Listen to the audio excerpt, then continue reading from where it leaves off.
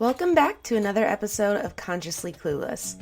I'm your host, Carly, and I'll be your guide on this journey from consciousness to cluelessness and back around again. Thanks for joining me for another Sunday solo episode. Whether it's Sunday night and you're gearing up for the week, Monday morning and you're on your way to work, or whatever day this podcast has found you, I'm really glad you're here. This podcast is sponsored by BetterHelp. Is there something interfering with your happiness, or is it preventing you from achieving your goals? By now, you all know that therapy is an important part of my self-care. It has truly been a game changer in every aspect of my life. BetterHelp is the largest online counseling platform worldwide. They are changing the way people get help with facing life's challenges by providing convenient, discreet, and affordable access to a licensed therapist. BetterHelp makes professional counseling available anytime, anywhere, through a computer, tablet, or smartphone. You can start communicating within 48 hours. It's not a crisis line, it's not self-help. It is professional counseling done securely online.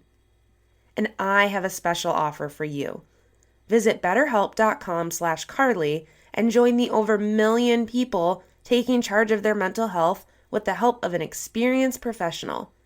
By using this code, you get 10% off your first month.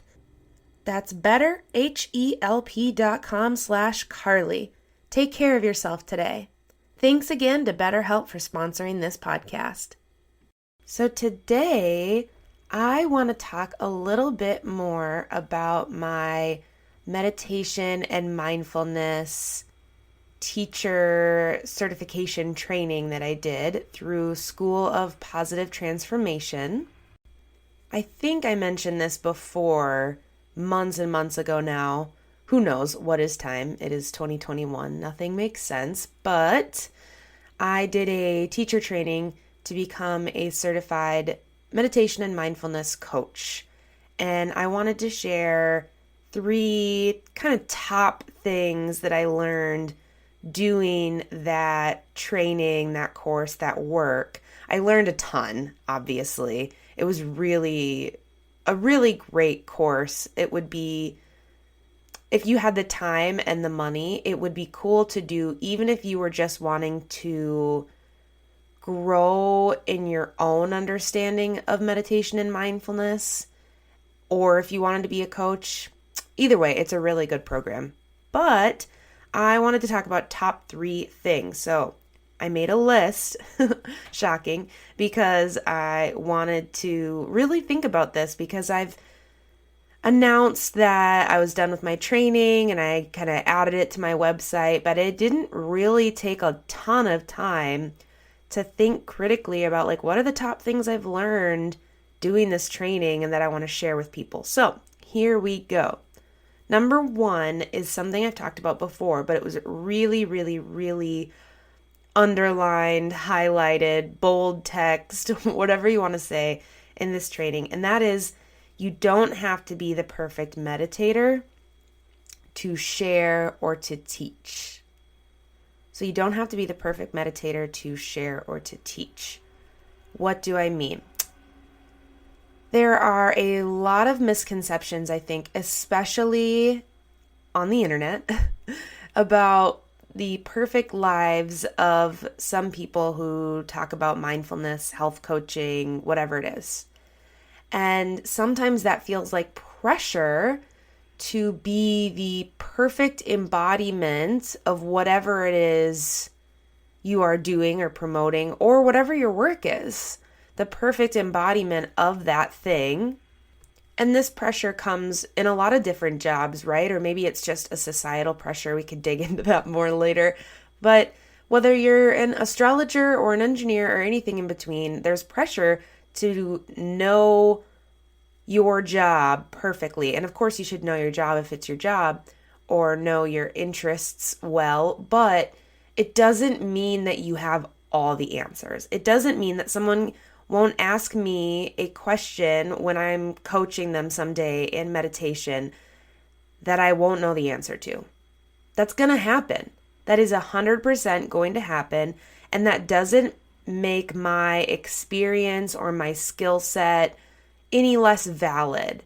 And I want you to think about that and how it applies to your own life as well. But that was another thing that was really reiterated, that I don't have to be the perfect meditator or perfectly mindful all the time to share or to teach about these things. And that's okay. And I can be honest with that. Of course, if you're going to a coach, you want someone with knowledge and training that's going to be able to help and guide you. But that does not mean that I have it all figured out. Number 2, different types of mindfulness and meditation. So this is one that I've also talked about a little bit before. I think it's kind of been sprinkled in between episodes. But when I went through my yoga teacher training, a different thing, this was quite a few years ago now, I thought that to meditate, when I added meditation to my morning or evening routine or just kind of daily life, that again, it had to be perfect. And that there was only one way to meditate if you were doing it right. And that was sitting on a cushion, listening to chanting, and that was that. Now, that is a very great way to meditate. I love sitting on my meditation cushion. Sometimes I do listen to chanting. However, there are so many different ways to practice mindfulness that I think I was judgmental of previously, that I have definitely grown to understand in a different way. And that was important for my own growth, especially if I'm going to be helping other people. Just seeing different ways we can be mindful, brushing our teeth, or standing in the shower, or doing, mundane activities, or the ways you can employ mindfulness before you are going to give a presentation, or before you're going to a stressful family meeting, or whatever it is.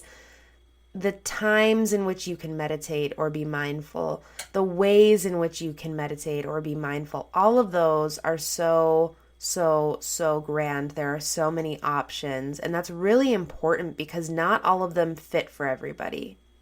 Not all of them make sense. I had a partner in the past who talked about kind of mindfulness on his way to work, stopping to look at the sunrise or whatever it is and just like take a few breaths. And years ago I was like, well, you should really like meditate right when you wake up. That's not really doing it. And now I can't even believe I said that, because now I totally understand that that was that person's form of mindfulness. That was their way to connect with their body in the present moment. It just looked different than how I did it. So I think that was really important for my own growth and my own ability to coach and to just learn and grow and not be such a judgmental person, that there are different types of mindfulness and meditation, and I don't have to connect with all of them. You don't have to connect with all of them. But if you don't, let's say you did sit on a cushion and try and meditate for an hour your first time and it didn't go well, which it's probably not going to. That's your first time, but that's okay. Maybe it will. Who knows? And then you give up. So that's another reason it's important to learn about all these different techniques and ways of being, is because if you came to me and said, I've tried this, this, and this, I will now have other options and other ideas for you, which is pretty cool. And then lastly, one of the biggest takeaways, number 3, which I just started to allude to, but I'll expand on here, is to incorporate mindfulness all day. That is something I think it's a really big game changer. And it sounds simple, or maybe it doesn't sound simple. It's kind of vague. Maybe that's what I mean. Incorporate mindfulness all day. Okay, great. I'm going to be more mindful today. Like, what does that mean? However, learning, like I said, doing mundane tasks. So bringing some awareness when you're washing the dishes. Washing the dishes is my least favorite chore. I despise it. I don't know what it is. Just not my favorite. However, if you can pause and repeat affirmations to yourself, or to kind of get in that joy, heart space, feeling like you've already manifested everything you want in life. Or if you just breathe, focus on your breathing intentionally while doing dishes or whatever chore you don't like, that's mindfulness. That's helping your psyche. That's helping your brain and your body. And if that can be incorporated throughout the day, you are doing mindfulness more and more and more until you just become a more mindful person. And that's really critical because, again, years ago, I thought of it as this task to check the box in the morning off my to-do list, and then not think about it again throughout the day. But this training made me really think about how I am incorporating being mindful, taking care of myself, and being mindful of like my place in the world and my sense of belonging. All those things feel like they kind of come up naturally in your brain when you start to become more mindful. It just happens. I don't know how to explain it, but you just start to think about these things a little more critically. And I think this training really helped that it is something we should be doing all day. And it's not going to be perfect. It's going to look different for everybody. I don't have to have every single answer to be able to teach and to talk about it, but we can all learn from each other. And that is, I think, a really great thing to kind of end on, right? Is that no matter what training you've had, you might have a technique or a way of being mindful or of meditating that I have never heard of or learned, and I can learn from. So there are just like so many places to incorporate mindfulness, learn about mindfulness, learn traditional techniques of meditation. That's important too. Either way, there are so many different avenues, and this training was really, really great. Again, I think that is one of the greatest things that this training taught me, which has happened to me before. The same thing happened with my yoga teacher training, but I went in there thinking like, all I'm doing here is getting my certification so I can coach and teach and be great. And then it always ends up being this like deeper inner exploration because these things make you think, so it's kind of hard to avoid. And that is exactly what this training did. And it made me really excited, genuinely, to facilitate and help other people find their kind of entrance into meditation and mindfulness, because you kind of need an entry point. It seems intimidating, but it's totally something that's attainable to you. And of course, it's my podcast, so shameless self-promotion here. I am now certified.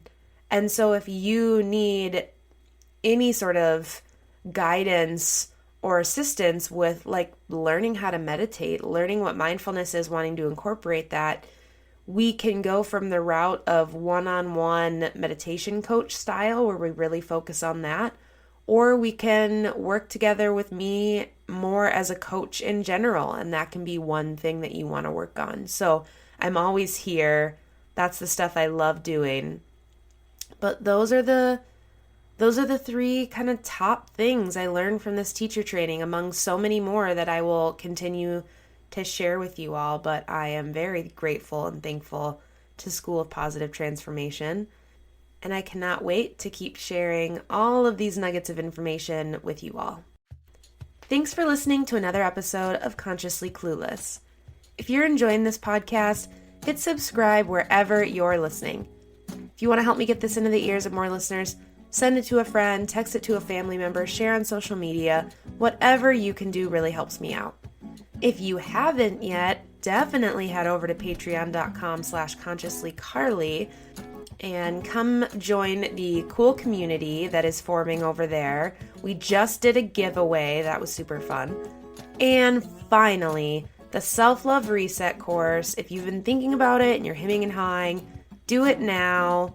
Go back and listen to the last solo episode last week for a special discount code on the course. Until next time.